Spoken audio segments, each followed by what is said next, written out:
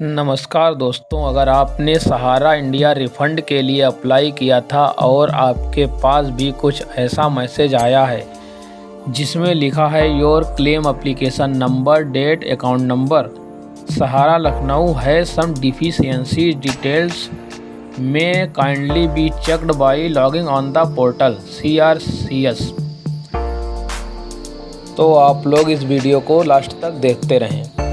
दोस्तों, जिन्होंने अपना सहारा इंडिया पोर्टल पर रिफ़ंड के लिए अप्लाई किया था और उनके दावों में किसी भी प्रकार की कोई कमी पाई गई है तो यह message central registrar of cooperative societies CRCS refund portal द्वारा आपको सूचना देने के लिए भेजा गया है और इसमें यह बताया गया है कि आप अपने दावों का स्टेटस सहारा इंडिया रिफ़ंड पोर्टल पर जाकर देख सकते हैं।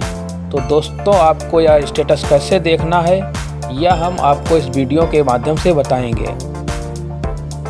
सबसे पहले हम सहारा इंडिया रिफ़ंड पोर्टल की वेबसाइट mocrefund.crcs.gov पर आ जाते हैं और जमाकर्ता लॉगिन पर क्लिक करते हैं और यहां पर आधार नंबर और मोबाइल नंबर डाल के OTP प्राप्त करें पर क्लिक कर देते हैं और जैसे ही हमारे मोबाइल पर OTP आ जाएगा OTP सत्यापित करें पर क्लिक करेंगे। OTP सत्यापित होने के बाद यह नया विंडो आपके पास खुलेगा।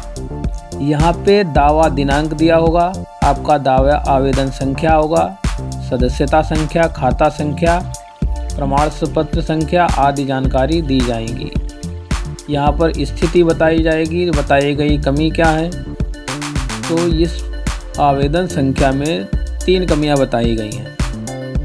नंबर 1, आधार का पूरा नाम सोसाइटी द्वारा उपलब्ध कराए गए डाटाबेस रिकॉर्ड से मेल नहीं खाता है। इनका नंबर 1 पे जो है वो सोसाइटी द्वारा जो डाटाबेस उपलब्ध है उनके आधार कार्ड से मैच नहीं हो रहा है। नंबर 2, दावेदार जमाकर्ता का विवरण सहारा सोसाइटी डेटाबेस में उपलब्ध नहीं है या सोसाइटी का सदस्य नहीं है। और नंबर 3 पे है जमाकर्ता द्वारा समिति में 1 से अधिक सदस्यता ली गई है, अतः केवल प्रथम सदस्यता से संबंधित दावे ही संसाधित किए जाएंगे। इसका मतलब यह है कि आवेदक द्वारा केवल एक ही अकाउंट नंबर को ऑनलाइन कराना है। अगर कोई भी आवेदक 2 अकाउंट नंबर को आवेदन कर देता है तो उसका फॉर्म रिजेक्ट हो जाएगा और उसको पैसा नहीं मिल पाएगा। तो दोस्तों, केवल एक ही अकाउंट नंबर से अप्लाई करें। अगर आपके भी एप्लीकेशन नंबर में ये सारी कमियां हैं तो आपको जान लेते हैं क्या करना है। तो आप ऊपर दिए गए शिकायत वाले ऑप्शन से जाके यहाँ से शिकायत लोड कर सकते हैं या फिर आपको स्टेटस में अप्रूव दिखाई देगा। तो इसका मतलब यह है कि आपका पेमेंट आपके अकाउंट में क्रेडिट हो जाएगा और जो पेंडिंग होगा, पेंडिंग वाला अभी तो सहारा रिफ़ंड पोर्टल पे पेंडिंग ही है। यदि कोई डिफिशियंसी दिखाई दे रहा है तो आपको निम्नलिखित प्रोसीजर को फॉलो करना पड़ेगा। यदि आपके दावा फॉर्म में डिफिशियंसी दिखाई दे रही है तो यहाँ पे स्थित डिफिशियंसी कम्युनिकेटेड इस वाले ऑप्शन पे टाइप करके ये वाली PDF डाउनलोड कर लेंगे और यहाँ पे हमें सारी जानकारी दी जाएगी कि क्या कमी है, क्या करना है इसका। चलिए हम कम्युनिकेटेड डिफिशियंसी वाली फ़ाइल डाउनलोड कर लेते हैं और देखते हैं इस फाइल में क्या हमें बताया गया है। तो दोस्तों, जैसा कि आप देख रहे हैं ये फ़ाइल हमारी डाउनलोड हो चुकी है और ये फाइल है भारत सरकार सहकारिता मंत्रालय सहकारी समितियों के केंद्रीय पंजीयन का कार्यालय सहारा CRCS रिफ़ंड सेल। दोस्तों, इस फाइल में हमें बताया गया है कि आवेदन में कमियां क्या हैं उसकी हमें सूचना दी गई है, इसीलिए इसकी हेडिंग है आवेदन में कमियों की सूचना। इसमें विषय है रिट याचिका संख्या 2022 का 191 में IA संख्या 2023 का 56,308 में माननीय उच्चतम न्यायालय के दिनांक 19/3/2023 के आदेश के अनुपालन में सहारा समूह की सहकारी समितियों के प्रामाणिक कार्यकर्ताओं के बीच वैध बकाया के भुगतान के संबंध में ये नोटिस में दिया गया है। जबकि सहारा क्रेडिट कोऑपरेटिव सोसाइटी लिमिटेड, इसमें यहाँ पे जो आपने सोसाइटी सेलेक्ट की होगी वो आपको दिखाई देगा। में खाता संख्या, रसीद संख्या ये है, जमाकर्ता श्री जो आपका नाम होगा वो यहाँ पे लिखा है। रिफंड के लिए प्रयोजन हेतु विकसित पोर्टल के माध्यम से सदस्यता संख्या, आवेदन संख्या द्वारा आवेदन प्राप्त किया गया था। जबकि माननीय न्यायालय ने पिनाक पाड़ी मोहंती बनाम सहकारिता मंत्रालय के माध्यम से भारत संघ रिच याचिका संख्या के मामले में अन्य बातों के साथ साथ निम्नलिखित निर्देश दिया था। अब यहाँ पे उस रिट का संदर्भ देते हुए हमें ये सूचना प्राप्त दी गई है। तो यहाँ पे उच्चतम न्यायालय ने जो बातें कही थी वो यहाँ पे दी गई हैं।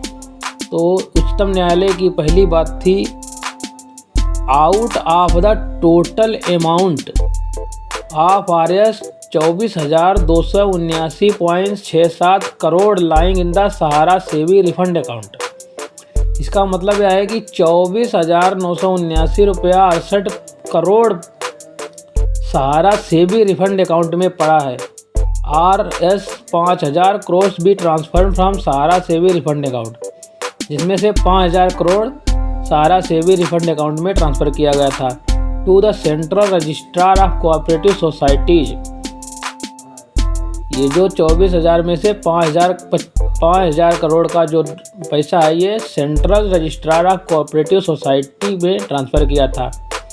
इन turn shall disperse the same against the legitimate dues of the depositories of the Sahara Group of Cooperative Societies, which shall be paid to the genuine depositor in the most transparent manner and proper identification on submitting proof of their deposits and proof of their claims, and to be deposited in their respective banks। इसका मतलब ये जो है 5,000 करोड़ का रुपया भी है, ये जो जेन्युइन डिपॉजिटर्स मतलब जो वैध जमा करता है उनके अकाउंट में आधार के माध्यम से ट्रांसफ़र करना था। और इसके बाद दूसरी नंबर की था, the disbursement of shall be supervised and monitored by justice R Subhash Reddy. और ये जो पैसा ट्रांसफ़र किया जाएगा इसका पूरा सुपरविजन जो है जस्टिस आर सुभाष रेड्डी द्वारा किया जाएगा, जो कि फॉर्मर जज of the this court be able assistant of Shri Gaurav Agarwal learned advocate who is appointed as the amicus curiae to assist justice R Subhash Reddy as well as the central registrar of cooperative society in dispersing the amount of the genuine depositor of the Sahara Group of Cooperative Societies। ये जो पूरा supervision Subhash Reddy द्वारा किया जाएगा, जिसमें इसमें सहयोगी श्री गौरव अग्रवाल जी इसका पूरा देखभाल करेंगे। यही बातें यहाँ पे हिंदी में बताई गई हैं। और तो हम इसमें सबसे नीचे चले आते हैं। यहाँ पे जो कमी है हमारी यहाँ पे दिखाई देगी, जबकि जमाकर्ता द्वारा प्रस्तुत दावे की विभिन्न स्तरों पर जांच कराई गई और उसमें निम्नलिखित कमियां पाई गई। और इनमें क्या कमी पाई गई? दावेदार जमाकर्ता का विवरण सहारा सोसाइटी डाटाबेस में नहीं है या सोसाइटी का सदस्य नहीं है।